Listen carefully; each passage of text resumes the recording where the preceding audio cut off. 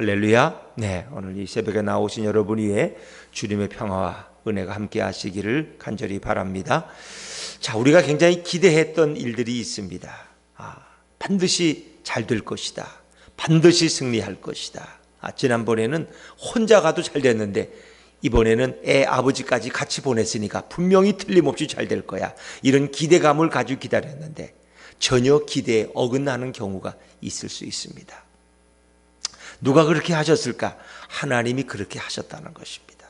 자, 이스라엘 백성들은 전쟁을 블레셋과 치렀는데 4천 명이 죽는 패전을 끊겼어요. 그러니까 그들 생각에 하나님의 복궤가 능력이 있잖아. 하나님의 언약궤를 모시고 나가면 백전백승이야. 왜? 당연하지. 그 언약궤를 메고 나올 때 어떻게 됐어? 애국군들이 다 물에서 사장됐잖아. 그 언약궤를 메고 나올 때 하나님이 구름 기둥과 불 기둥으로 인도하셨잖아.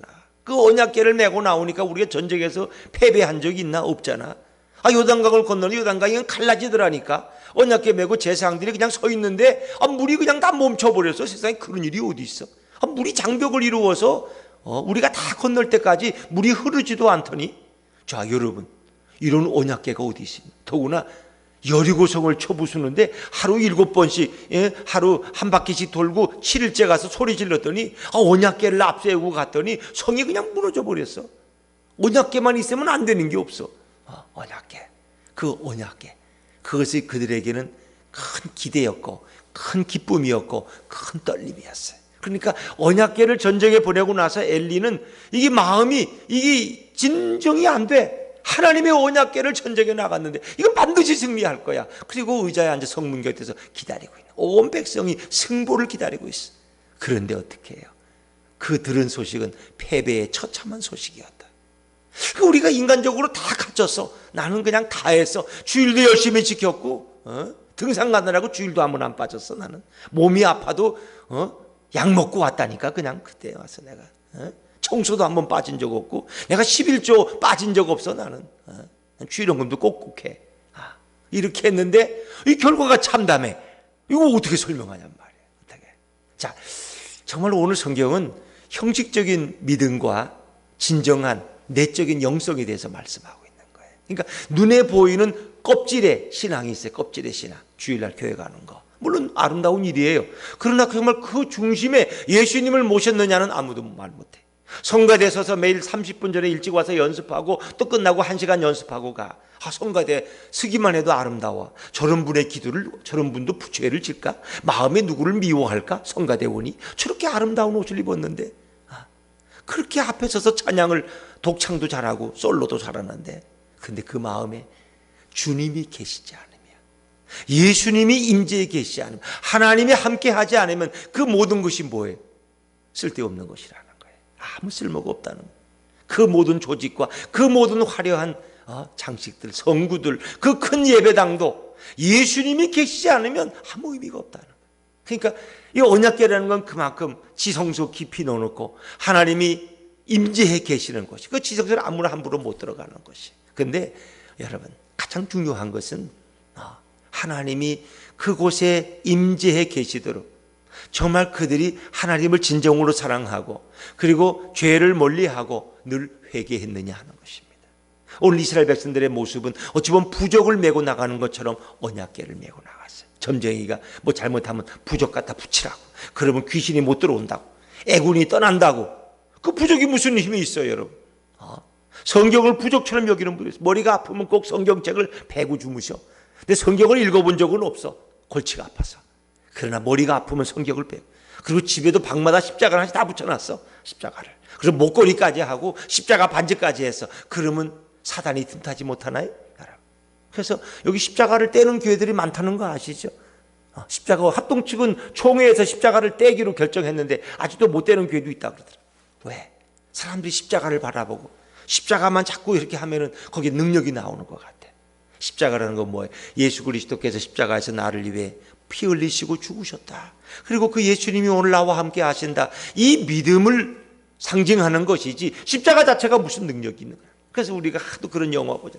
뭐 이렇게 귀신 내쫓을 때 십자가를 내세우면 귀신이 쫓아가고 흡혈귀가 도망가고 막 십자가에서 빛이 나가고 물론 그럴 수도 있겠죠. 그러나 그것은 하나의 상징이라는 거예요. 언약궤도 마찬가지. 하나님의 임재가 없는데 언약궤만 메고 나간다고 하나님이 역사하시는 건 아니다.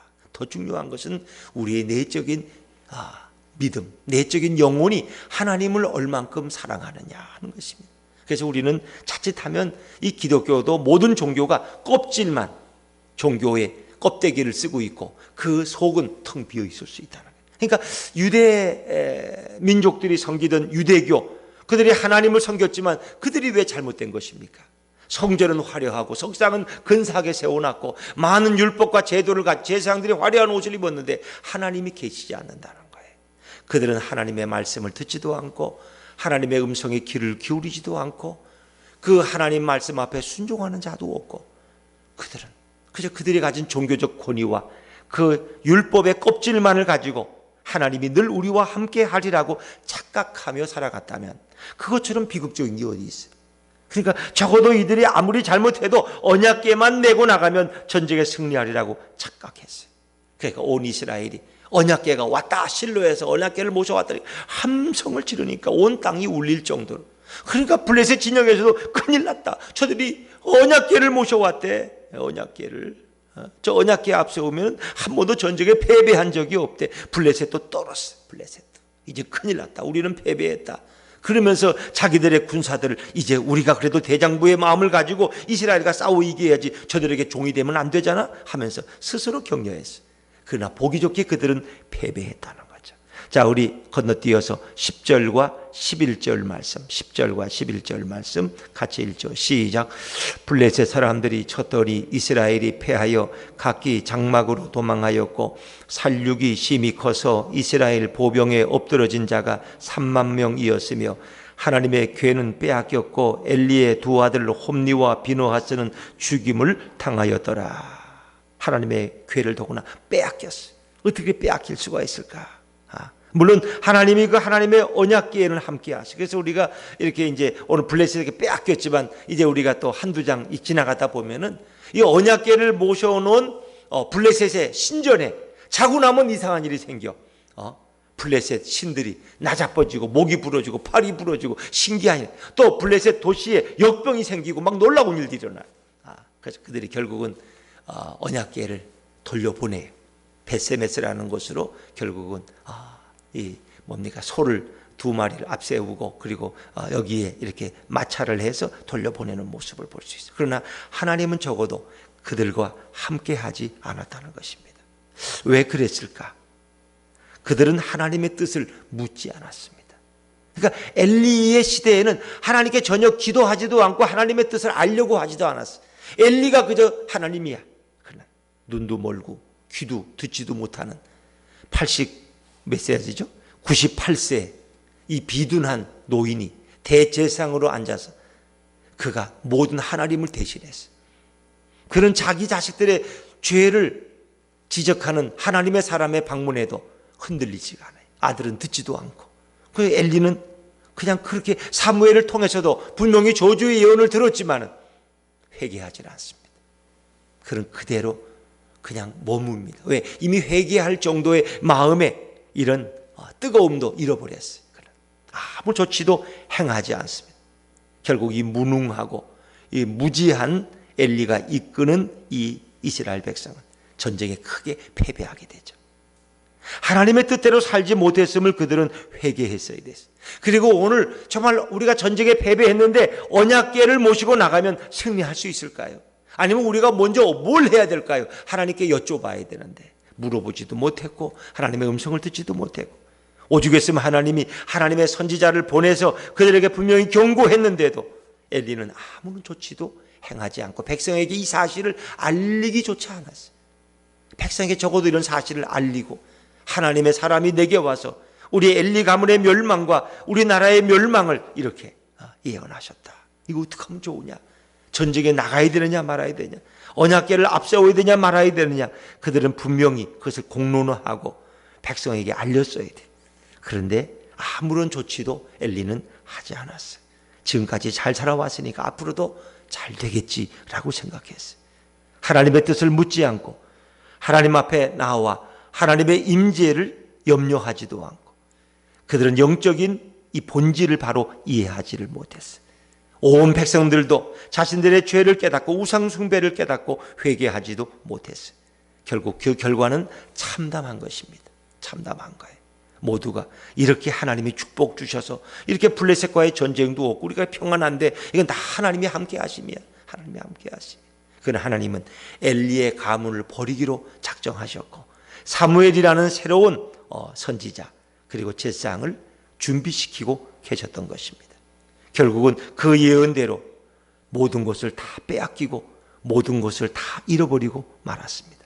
하나님의 복궤를 빼앗기고 결국 홈리와 비느하스 제사장이 죽고 그리고 두 번째 며느리는 에기나타가 생명을 잃고 그리고 엘리 자신도 떨어져서 목이 부러져 죽는 이런 그래서 그것이 그 며느리가 죽으면서 이 아이의 이름을 이가봇이라고 하라고 그렇게 소리치죠. 참 안타까운 일이죠. 자, 우리 오늘 성경을 다시 한번 읽어보죠. 우리 21절 말씀 21절 말씀 같이 한번 읽죠. 시작. 이르기를 영광이 이스라엘에서 떠났다 하고 아이 이름을 이가봇이라 하였으니 하나님의 궤가 빼앗겼고 그의 시아버지와 남편이 죽었기 때문이며 작은 1번 이가봇 밑에 보면 영광이 없다. 하나님의 영광이 떠났다는 거죠. 하나님의 영광이. 그래서 하나님의 영광이 떠났다는 것은 하나님의 영을 거둬가셨다는 거예요. 하나님의 영이 내게 떠났다. 다윗 왕이 범죄했을 때 가장 크게 침상에서 눈물을 흘리며 그가 간구한 것이 주의 영을 내게서 건져 가져가지 마옵소서. 하나님의 영이 떠나면 이건 인간은 비참한 실존으로 남을 수밖에 없다는 거죠. 22절도 또 설명합니다.